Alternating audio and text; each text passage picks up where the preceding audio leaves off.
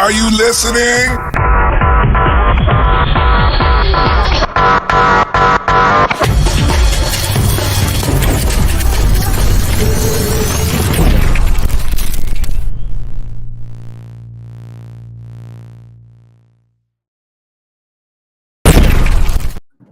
Whoa!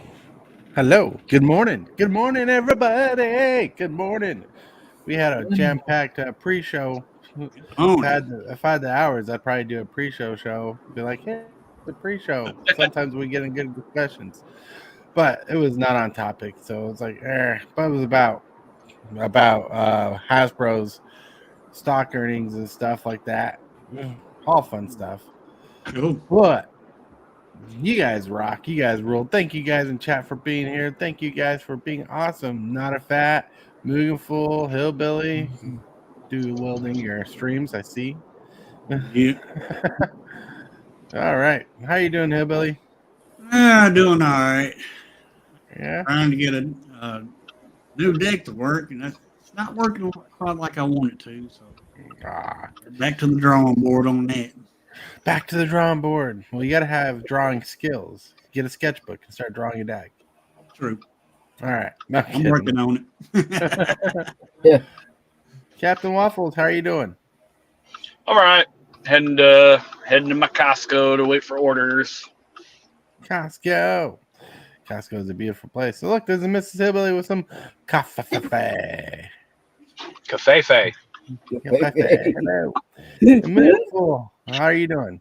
I'm doing good. They finally updated Forge into Outlaw Junction cards. Nice.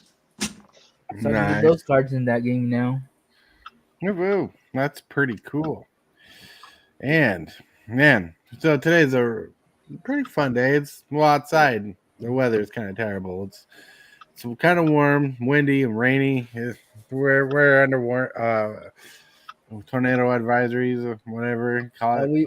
I woke up to the sound of a tornado alarm. That's not fun. No, it wasn't. No. Well, guess what? It's raining here too. Good, you can have that rain. You can take ours too while you're at it. It's raining over here in Washington too. I thought I woke up to the sound of a tornado warning too, but it was just my wife snoring. Wow. Woo! So, man, the show is alive. We're live. I want to officially welcome you all to Super Fast Tortoise, which is officially sponsored by CardsAutopia.com, where you can get Sweet Magic's Gathering dice bags like this particular one, or that one hillbilly's dangling on the side over there on the right, or you can get lined vinyl dice bags. You can get strawberry bags. Yes, you can. You can get cool lapel pins like this. Oh, yeah. You can get commander plates, customized paintings, and limited time. You can get little paperweight dragon tails that glow in the black light. Whoop, whoop. Pretty saucy. You can find all that at CardsAutopia.com. All right. Well, so you guys had a good morning so far. You guys are awake, bright and shiny, bushy-tailed, ready to run laps around the schoolyard. I can tell y'all are ready to go. Yeah. I tried picking a topic today that was simple, easy to talk about, easy to converse about, and easy to disagree about. Hopefully it'll be a full conversation topic kind of thing, but who knows? But thinking of conversations and topics, we got a segment of the day. Hillbilly, what's the first segment of the day? Alrighty, that is actually the Card of the day. Combo breaker. oh, nice. Oh, yeah. I just got one of these recently in a subscriber box that was sent to me. It was pretty awesome. Love it. Time Capsule sent this to me. Yes, and I'm like debating on building a commander deck around it because it's unique and interesting. It's You want to read it? Sure, it's busted. One of the best planeswalkers that they came out with, which is just my opinion about it. I love this card. Anyway, it's Darc, God of Lies, 1 and a black, and it's 2/1, so it can be killed pretty easily. But anyway, when Valky enters the battlefield, each opponent reveals their hand. For each opponent, exile a creature card they revealed this way until Valky leaves the battlefield. Ooh. Then you pay X, choose a creature card, exile with Valky's converted mana cost X. Valky becomes a copy of that card. So if you exile a creature that costs 5, you can pay 5 mana, and Valky will turn into that creature. Well, that's pretty solid. Then we got Tibalt, Cosmic Imposter. Ooh, boy. He's the backside of this card. Yep. I'll read this one. He got 5 generic, a black and a red. It's a legendary Planeswalker Tibalt. Comes with 5 loyalty. As Tibalt enters the battlefield, you get an emblem with. You may play cards exiled with Tibalt, Cosmic Imposter. You may spend mana as though if it were mana of any color to cast those spells. He has +2. He exile the top card of each player's library. He has -3. Exile target artifact or creature. He has -8. Exile all cards from all graveyards and add 3 mana red type to your mana pool. Woo! I loved playing this card when it was in standard. Loved it. I remember before they fixed the rules, how people would pull them off with the Tibalt's Trickery. Yeah. I've been known to do that. Yeah, they fixed those rules quick when people realized, oh, you can play the flip side and cheat it out into play the Planeswalker. Wow. Mhm. Wow. But they fixed it where you can't. Yeah. Yeah. Wow. Totally. It's pretty cool. This one reminded me of Tibalt's Apprentice. He couldn't make it here today. I got to see the same thing. Mhm. Yeah, but it's a pretty fun card. I have to go through my cards to see if I can build around this at all. Well, Maybe it's I'll have fun. to do. Maybe I'll have to try to do some trades with people to build this deck. Who knows? All right, now let's get to some pictures of the day. Boom.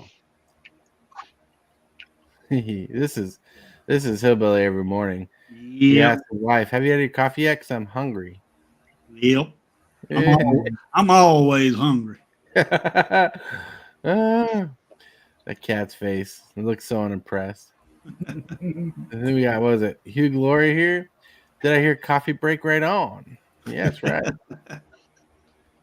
Then, boom, it's Friday. High five. I know we've shown this picture before, but it's a cute picture. Yeah, it is. Yeah. Yeah. This is like Mugenful waking up in the morning.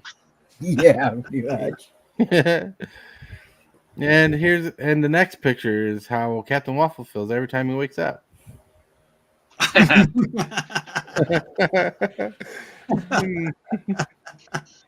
like, I'm leaving work on Friday. Whoa. Well, the picture is him like, I'm out of bed. Like, gotta go. That Costco ain't gonna wait for nothing. All right. Yeah, that's funny. Leaving work on Friday. Oh, that's pretty cool. Pretty fun pictures. Well, we have a good topic today. Let's say hello to some people in chat really quick because we got a booming chat. We got Dark Master Gaming. Dark Master, hello. Dark Master. James Willis. Woo. Ooh. Zombie. Yeah. Hey. What's up, Everybody guys? What's up, everybody? What's Welcome up? to the show. Zombie. Oh, my Lord. All right. So the topic of today is what about trade value, right? So do you think trading will come back into Magic the Gathering? Do you think we can bring trading back into the community? Do you think there will be a revitalized life in the trading aspect of Magic the Gathering? What aspect is better? What aspect is needed to bring trading back into the game? Do you think trading has never left, or has it never been affected? Are you doing well with trading? With the life of the game, do you think you will trade again in the future? Or would you rather just buy cards instead? What are the aspects you would say are needed for trading cards in Magic the Gathering today? That was simple. So, a lot of questions there. I didn't want to monologue, and my brain was really strutting to or pushing to write type stuff down. I wasn't. Let's just do a basic chat and chill day, because I try to limit those to days when I really can't focus. I know how those days are.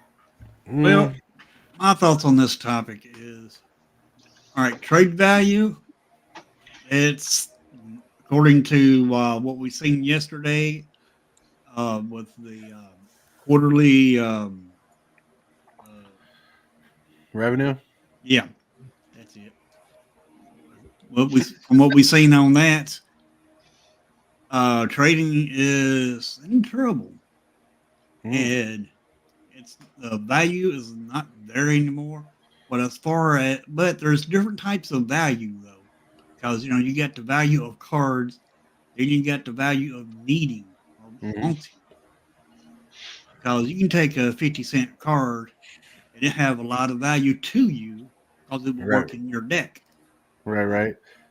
But Zombie says he still does trading when he can. Otherwise, he buy list stuff on the store credit and trade that way. Yep, that's a good way to trade. Yep, but the value of cards from all the reprints are going down. It hurts the cards that's already out there. But as far as trading, would I still trade? Yes, I would trade, but I would trade not for value. I would trade for cards that I want. For cards that you want. Woo, woo, woo, baby. For cards that you want. Woo, woo, baby. Do, do, do. Oh, sorry. This is not Grease. Captain Waffles, what you thinking? Just waiting. So I agree with Hillbilly on that. Yes, the value with all the reprints definitely has driven trading to a bad spot. Trading isn't completely dead, but it is neutered. And one of the reasons, well, there's two main reasons that I believe that has caused this, and it has a lot to do with the ecosystem of Magic. Right.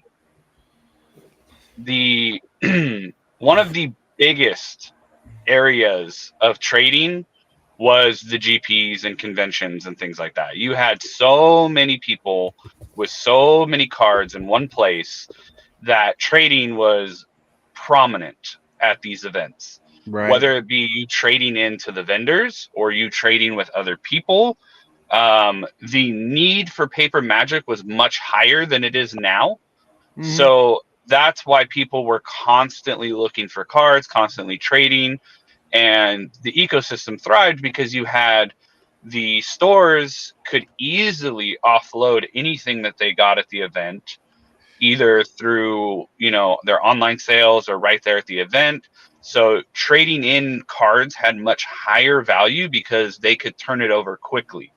Right. Nowadays, because there aren't so many events, these vendors / stores don't get as much opportunity to do in-person sales, which nets them higher profits than doing through like online with PayPal and shipping and all the other stuff associated with it.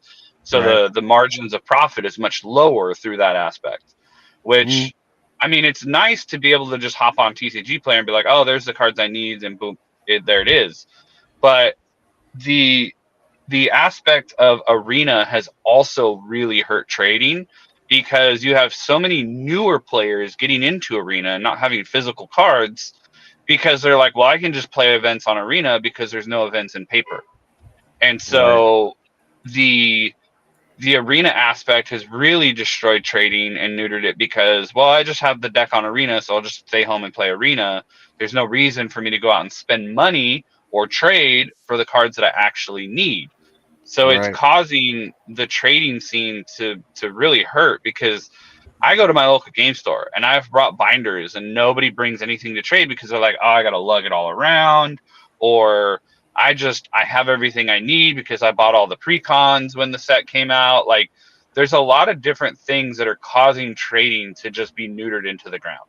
Right. And I feel if they come out with some kind of redemption program like they used to do with Magic Online for Arena, and make it widely available for people to just burn their cards off of Arena into physical form, and you pay a fee like you did for Magic Online, it would actually benefit Wizards because now that they've burned all those cards off Arena, they have to either make them again or they have to buy reopen packs on Arena to get the cards again. So you're creating more revenue for your own, your own online property, as well as creating revenue for the cardboard paper side of it. I'm surprised they haven't delved into this yet because it would actually make them money. But Right. anyways, I digress. No, you're good. Yeah, go ahead. Well, I'm just saying. I remember doing an online survey with Arena, and I wish it was at a time I could have streamed the survey, but like they were talking about my thoughts and opinions on Arena, and a lot of it was, well, I wish Arena would integrate with Paper Magic more, where people can earn rewards with Paper Magic product. You know, they've dipped their toes in it with the Festival in a Box, where you pay for a Festival in a Box, you play a draft with it, and if you win the draft completely the whole game, they'll send you a physical copy. But I wish they would do that more with other cards, like special promos and stuff. Yeah. Yeah, no, absolutely. If they came out with some kind of redemption/reward program for Arena, they would probably increase the amount of users on Arena, and then that would translate to people getting more cards in the actual, physical form to be able to go out and play the RCQs and other things that lead to the Pro Tour. Because if they want the Pro Tour to be successful, they need to work their way down back to quote unquote satellite tournaments, which are like Right. GPs, and bring those back. And like I said, they don't need to do it as crazy as they used to, where it was like 2 GPs a month. They could do one a month, Right. and work with that. And that would also bring back people to paper. It would increase the amount of trading that goes on. It would increase the amount of sales in the secondary market and people needing actual cards. Yep. An honorable mention on what's killing trading is just the fact, like Hillbilly said, the overprinting of sets to where they have all these reprints and bonus sheets and all this other stuff. I mean, that's another thing I've ran across with trading people. They're like, oh, do you have the special edition glitter sparkle foil that poofs dust when it farts? Like, I don't have that one. Like, I have the other 5, but I don't have Yeah. that one. And so then that's where it's like, it's easier to go on TCG and buy that one than try to find somebody that has that specific version. They Exactly. That's need interesting you say that. That's interesting you say that because like in one of my Facebook groups, people post a card they're looking for. They'll be like, I'm willing to trade or buy the card outright. And the other day, it was a full art glittery foil, whatever the full artness of it was the Commander Lotus card. I can't think of the name, but the one that had 3 Jeweled mana. Lotus? Jeweled Lotus, yeah. And it was specifically that, and it's been a lot of that lately, where people are looking for the specific art styles, not the card. They're like, I have the regular card, I'm just looking for this special version. Yep. And that causes a lot of problems, because let's say you opened a draft booster box of Commander Masters. You're not going Right. to get any of those special cards because those were in the collector box. So Right. that's the other problem with the overprinting, is like, okay, so I have to buy the collector box to hope to get the card that I want, or I just buy the card I want offline. So because people aren't buying the collector boxes because it's easier to buy the actual card, a lot of product is not getting open. So then we have this problem of people searching for the cards they want, and then they're not being able to trade because the cards aren't out there. Right. So this is where I've been talking about, like, they need to just like stop with the 17 different versions of a card. They need to either do away with extended altogether and just make it either regular or borderless. And then if you want to have this special treatment, that be the third option. But you only need 3. This is the case where less is more. Yep. Agreed.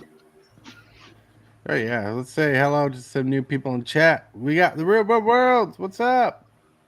That would be sick. Yeah, the whole Arena Redemption and everything. Yeah. Yeah, I wish they would do. I wish they could do it for every card that's on Arena. Well, then there would be losing something at that point. Yeah. Not really, because they could. They've done it have before. They've done Yeah. it. They've done that exact same thing before. What they did is, if you collected every card in the set, they would send you a paper copy. Of the set, yeah. Yeah. People abused the program, and it hurt Wizards at that time. Oh yeah, they did it. Well, you also have to realize that the cards on MTG Arena, or not Arena, MTG Online. Yeah. So let's say like back in the day, Jace, the Mind Sculptor, was like a $60 card or $100 card. On online, it costs you maybe like 30 tickets, which Right. is the equivalent to like $30. Right. So that was the main reason why it was so impactful as far as like people abusing it, because they were like, oh, well, I can just buy this card for 30 tickets to redeem the set, and then I can turn around and sell it for 60, and then just keep doing this over and over and over and over and making money.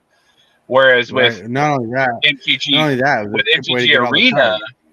with MTG Arena, you have to literally either open the pack or craft the card. And if you run out of crafting cards, you spend $20 for 4 mythic wild cards. Right. So, and if you think about it, yes, that's $5 a wild card, but they're still creating money through that and you're limited on how many wild cards you can buy per week, I think it is.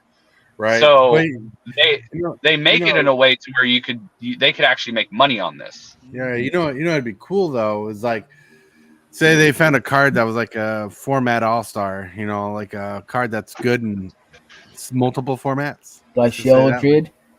Like Shieldred, right? Like, what if they made it where you can, if you saved up like 10 mythics, maybe that's a little too low, I don't know, but 10 mythic wild cards, and you can redeem them for a physical copy of an MTG Arena version of Shieldred, like a special treatment. Something like that would be cool. Yeah. Man, now we're getting into the 17 variants again. I think they just need to keep it like legit. Well, if basic it's Arena, copy. they would have to do something to let you know it's from Arena. So there'd have to be a variant, no matter what. Well, the way they could do it is they, instead of putting the Dominaria symbol, you put the Arena symbol there. That little A or whatever. Right, and they could do that. That's fine, but that's still a variant if you think about it. But I'm not like, they don't have to special treat the card super much, but because they've done things for MTGO like that before too. Or they did a tournament thing where if you participated in this little mini Masters game where you got these little starter decks and played, they gave you special arenas as long as you redeemed the code off of your Xbox for the Xbox game they had. They've done stuff like that before. I think it's pretty cool that they do this. Or did that, but I think they could do something like that with Arena, where if you get the 10 mythic wild cards and you turn them in for a card, that'd be cool. Or say the ranking system. If you rank so far, you get a physical card after reaching such and such a level of ranking. They're like, okay, you run this, so we're going to send you this little card as a reward. Look, sadly, it doesn't have to be a real Magic card. It could be a bigger Magic card you can hang on your wall. It could be something fun, something cool. Yep. And even that will have trade value. I mean, the ones that you get at the Magicons right now can sell for quite a bit. I think the one ring is selling for like $1,000. Right. Jeez. Or like this. You can't see it, but my little Black Lotus lanyard pennant that sells for $30 online or $15 without the case, and it's pretty cool. Like, people will trade that. It's valuable. Because one thing I find this really weird. One thing that Wizards doesn't do well, because you have to go through specific websites, is sell their own merch. They don't give it away very much unless you're at a convention. It's harder to find these things and harder to get in your size. I still haven't found a 3X Magic the Gathering shirt. That's legitimate Magic. I'm sure they have 1,000 boxes of smalls sitting in their warehouse. I wouldn't doubt it. Because we're all small people compared to them. Yeah. But no, But think of like a YouTube channel. Eventually, one day, I would like to get a hat made for the channel or a shirt made for the channel. Eventually, and I'd like to give some out, possible. And I don't want to go through the storefront thing because I don't get I don't want people to buy my stuff when I can do giveaways because that's what people like. Like the playmats. I like to do something more like that for more merch. I'd like to get coffee mugs to give away because I want to do that. Well, Wizards could be doing that too through a program on Arena. Like, oh, get a Magic the Gathering Arena mug as a prize, or a shirt as a prize, or a hat. That'd be cool. Yeah, it would be. Yep. Like they need to represent their merchandise a little more than just their product. Yeah. Because we're at the point where Magic the Gathering is more than just a hobby. It's a lifestyle for nerds like us who played the game, lived the game, and have nostalgia for the game. For newer players like to represent their game. They're like, oh, I love this game. I want to wear stuff, and they'll go to the stores. But, merchandise is a way to sell. Like if I had a little super fast tortoise hat and I gave one to Real World, and like he's saying he'd represent that hat. He wears that. People look at his hat and they're like, what's that turtle logo on your hat? Oh, that's super fast tortoise. Well, same thing with Magic. Advertisement. That's like the same thing with the playmats. The playmats are dual wielding. One, they're cool because they're technically limited edition because there's only like 12 of them. then on the sleeves, people go to the game store, they roll out their mat. People ask the question about the mat. There's a little QR code on there. It's advertisement, but also it's representing the love for the channel. Yep. The coast need to do that a little more instead of just sucking up profits. They trying to suck up profits is what they're doing. It's just they need to find a way to make longevity in their selling division.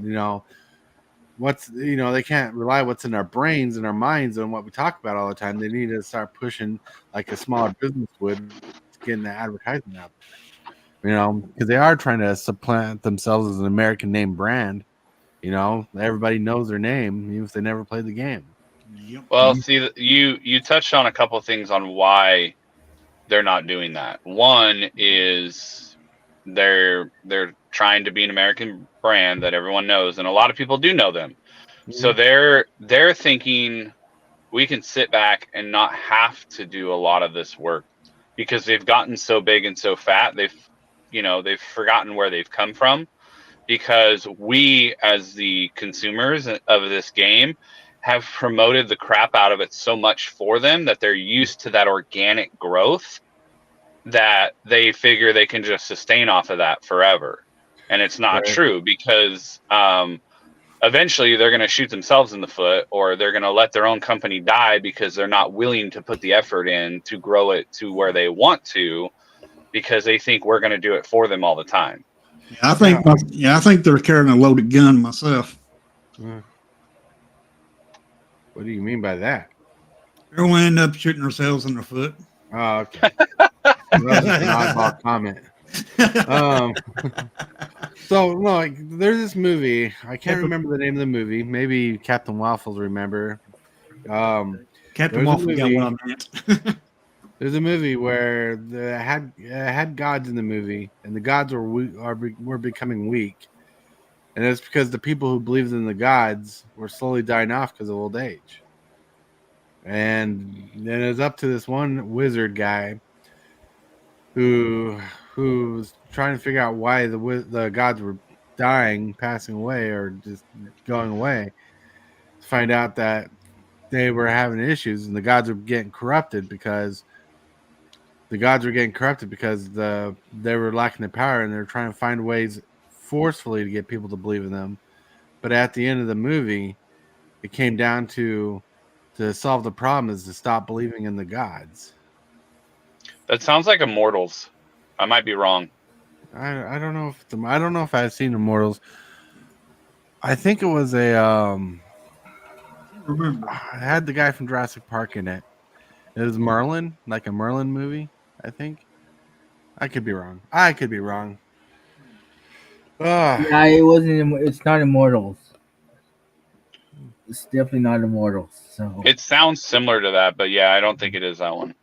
But anyways, well, my point though is that us, the older generation, is what's keeping Magic alive really well, and they're trying to appease to the younger generation, because they don't want to just die with the 30, 40 year olds who turn 60, 80, 90, who will not be able to play their entire lives. But like, we're trying to appease to a younger generation, but people with adult money, like this hat right here, it's a brand thing, right? If like I wear it, I go to the store. Like the other day, I was wearing a shirt that I expressed this myself, saying the shirt said, untapped lands is the reason why I have trust issues. Someone read that and saw it, was inquisitive about the shirt. They knew what the shirt was about, but they're inquisitive, like, where'd you get it? And I was explaining, the wife got it on Amazon. The hat, I go somewhere and someone's like, what's Tempest Games? I can tell them it's a local game store. It's all about the advertisement. And, Yep. if Wizards put more into their physical advertisement like that, maybe it will make trading healthier, because, and here's my reason, like, if more people got into the game, more than what product is being printed, the more the demand overlaps the supply, and cards values will go back up. Well, so here's what I think Wizards should do, or Hasbro, or whoever. They definitely need to follow the Disney model, because if you think about it, how you're talking about the 30s and 40-year-olds, people like us who had our parents take us to Disneyland, we had an experience, and it Right. was fun, it was amazing. And now us 30 and 40-year-olds are having kids, and what are we doing? We're taking our kids to Disneyland because it's a fun experience, and they're going to love it, and it's going to create memories. And when they get older and turn into their 30s and 40s and have kids, they're going to take their kids to Disneyland. So Right. what they should be doing is focusing on those 30 and 40-year-olds who have kids like myself, where she's getting old enough and I've built her commander decks and she's playing Magic, getting our kids into it because we love the experience. And now Right. they're going to start having experiences and growing in the game. And they're going to eventually turn into adults with adult money and buy the game as well. So Right. really what they should be doing is not targeting so much the 20-year-olds who are still trying to figure their shit out and living at home with mom and dad because the economy sucks and nobody can buy houses anymore. They should be Right. targeting the people who are in their 30s and 40s, who have children, who are becoming of age to start playing the game, and they will start to build on that experience. And then you have, where if you have the tournaments and everything, you have these parents and kids going to tournaments together, and they're creating memories, kind of like going to Disneyland. Then you start to create a new ecosystem with these teenagers and younger kids whose parents have also played the game, and you're going to Right. build on them. Well, so one thing I touched on a long time ago, and I will always go back to it when it comes to talking about touching on this subject, is, back in the day, we used to have the Nintendo Home Entertainment System when it first came out. It was an entertainment system for the home, to where the entertainment system is now for the individual. They keep trying to sell the individual stuff, but, one thing you touched about and you didn't say, but you touched on it, was it's the family aspect, Magic, they need something for that. Like, they've tried doing the board game night type thing with the Magic product, but they kind of suck at that realm, because they like to print cards that are not super busted or fun to play. They like to make mediocre decks for shit like that, which I don't understand. Well, Oh, I can kind of understand that because you're talking about that family game nights box. yeah, Yep. It has like 5 decks in it.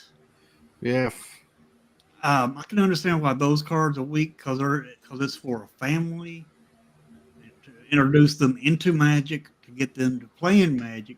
to where they'll go and buy more cards. Well, I think there's a line of bullshit in that line of thinking. All right, and here's the line of bullshit in that line of thinking. All right, listen to me. I got something important to say. There's a game over here that Captain Waffles has talked about called Everdell. You got Yep. King Domino. You got Mycelia. You got Cartographers. You got Villainous. You got Quacks of Killenberg. You got Dominion. You got Arkham Horror, the original board game. You got Chess. You got I can't read all the cards. I'm literally just reading board games I can read from here. Not these games are games people have been introduced to for the first time with a steep learning curve, right? But have ways of teaching people to play games. They have introductory ways to play the game, right? Yep. Magic the Gathering does not have to water down cards for people to understand the game. Now, I'm not telling them to make the most busted decks, but people really like sick plays. I remember cubing once, and there was this newbie player who played an unexpected results, got Niv Mizzet off the cast of the card. And Niv Mizzet, being an all right card, he was happy and thrilled because he pulled off a combo, a little combo thing. He gambled and got a good card. And he ended up having the combo piece to Niv Mizzet. He didn't realize it at first, but he's like, "Oh, I put Curiosity in here. I can just bolt you out of the game." There's not too many things that are too complex as Magic. Now, Magic can be super complex, but when it comes to power level, Magic doesn't have to tame the level for newer players. Some people like to watch the world burn. They like to get the trick plays. They like to learn the cool little doohickeys of combos that go on. It doesn't have to be watered down. Well, a lot of the board games coming out today, you can watch Board Game Geek, the Brothers Murray at the Board Game Geek. No, we're not sponsored. You can watch all these games that are complicated and people learn them and play them for the first time. So, making decks that are tame for people who are newer players is bullshit. There are people who learn differently. Right. Like, they're different styles of decks anyways. I mean, like, one thing that Wizards has done that no one's really, like, said, this is what this is, prowess, right? Prowess is an ability that says when you cast a non-creature spell, the creature gets +1/+1. That's just the back door to Storm. How many instances of sorceries can I play to buff up this creature, right? There's ways to do that.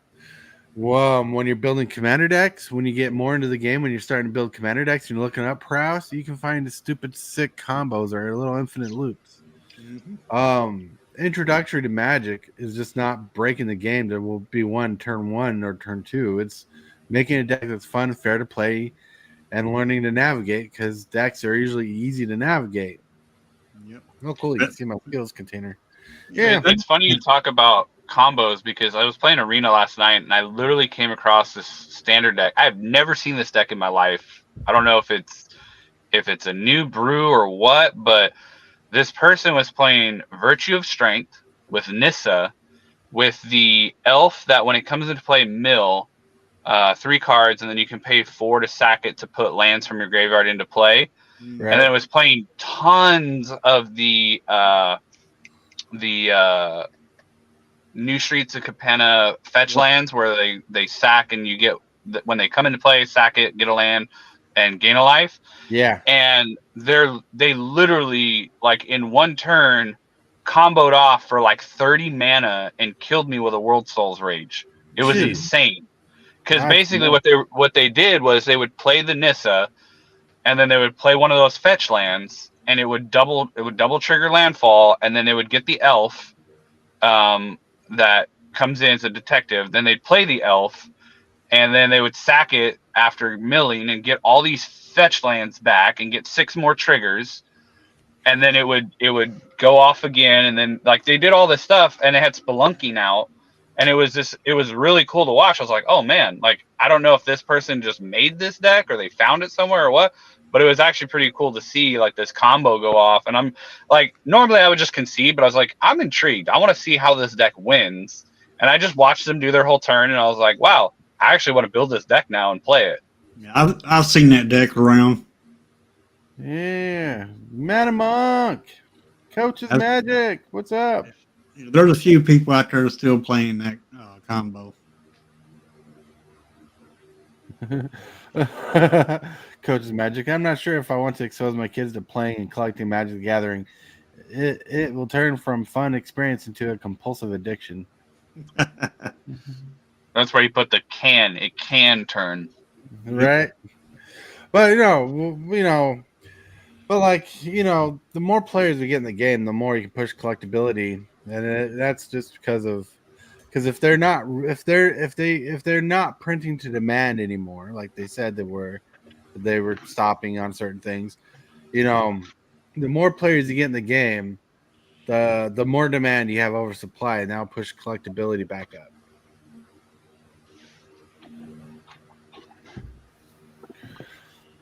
All right.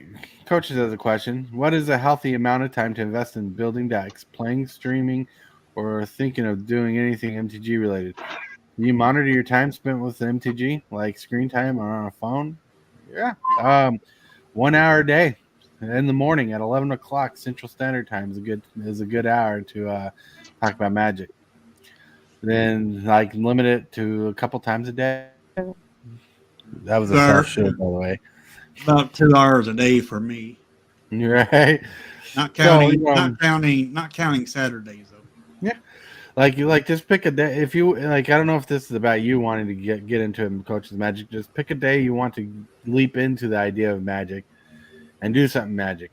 Don't watch something like if it's too much for your brain to handle or something you don't want to get involved with. Sometimes there's people I'll watch and I won't watch because I had too much Magic.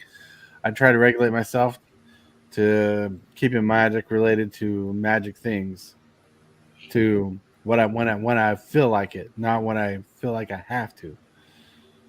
Yeah, everything in moderation. I mean, I love to play Magic, but there are times that I have to force myself to take a break because either I can see I'm getting really frustrated and it's affecting me, and it's like, okay, I need to take a break and just step away from this for a little bit. Or if my life becomes so busy that I'm not even touching Magic, then eventually I'm like, okay, I need to make a day where I play some Magic just because, either because I need some escapism or just because I want to do something fun. But realistically, I mean, everybody can have an addictive personality to anything.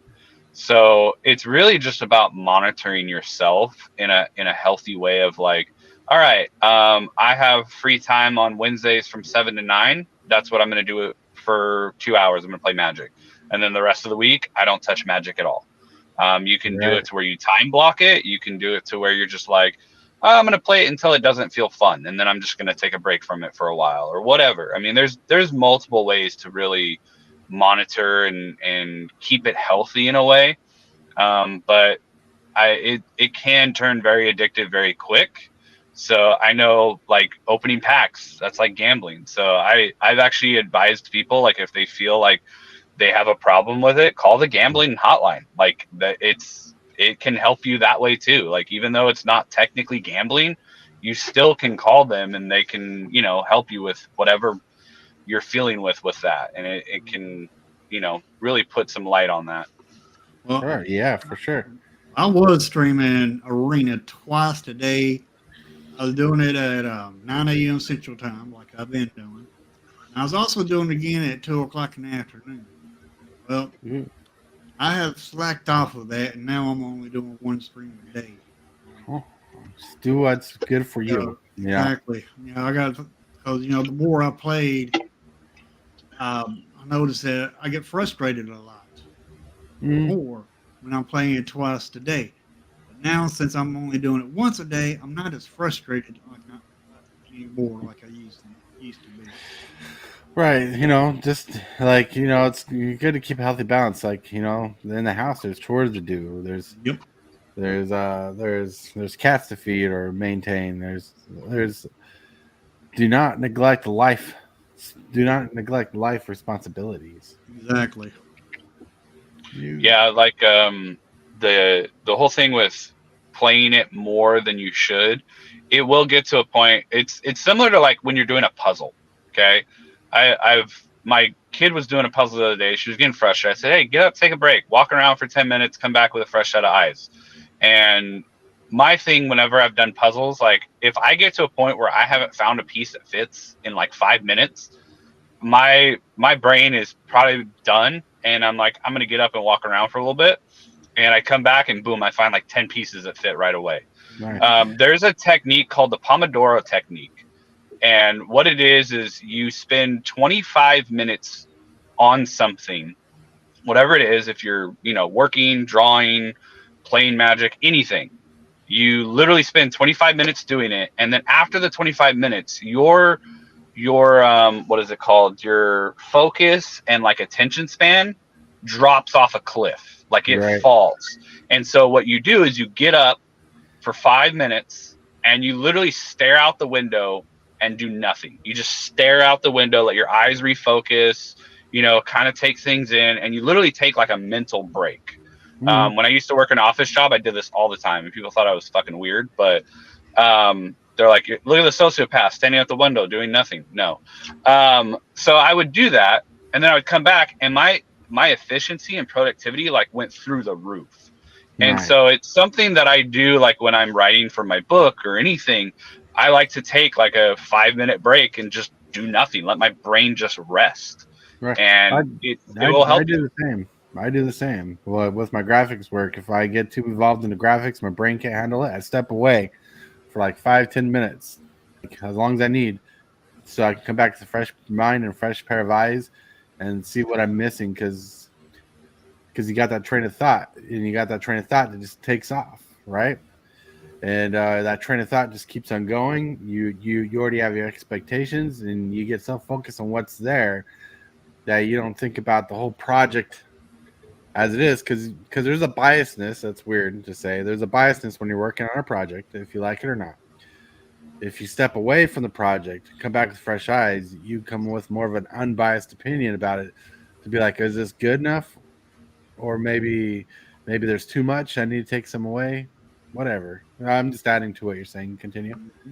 Yeah, no, that's absolutely correct. No, I pretty much finished my thought. Yeah. Yeah, but no, Hillbilly, Yeah. what's the second segment of the day? Would that be the Movers and shakers.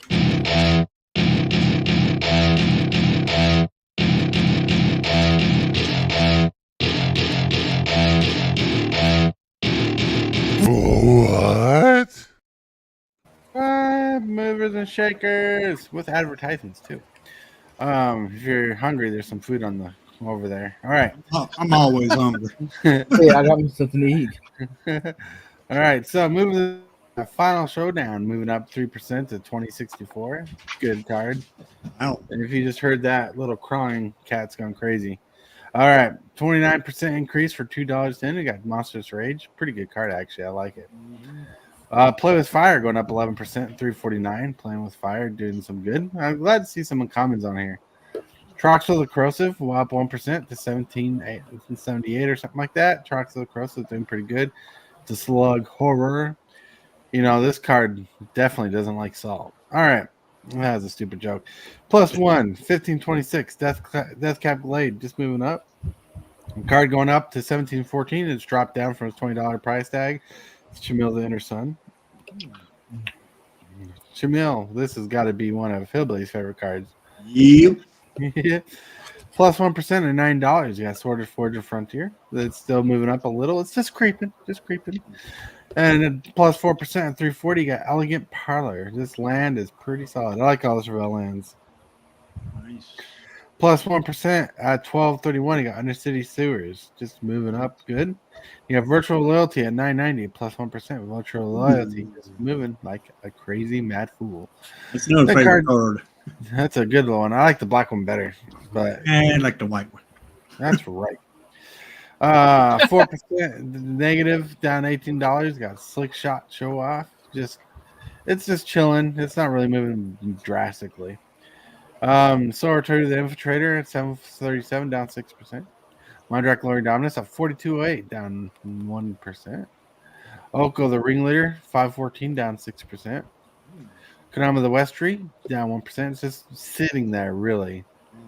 Herbaras down 1%, 1609. We saw this on the up and up yesterday. This one's just sitting down, really, just chilling at that price range. Myro the Shield Archive, 2444, down 1%. Pretty good. Bonehorn Drekosaur at 1190, down 2%. This card might be folding out of standard. It's pretty good, but there's so much power in standard right now. Rakdos the Muscle, 407, down 4%. And Chandra Dressed to Kill, 785, down 2%. This card is doing pretty good. Pretty good. I like it. I love it. I want some more of it. And my friends, that has been the Movers and Shakers. Yeah. Yeah, that's right. Nice. Right.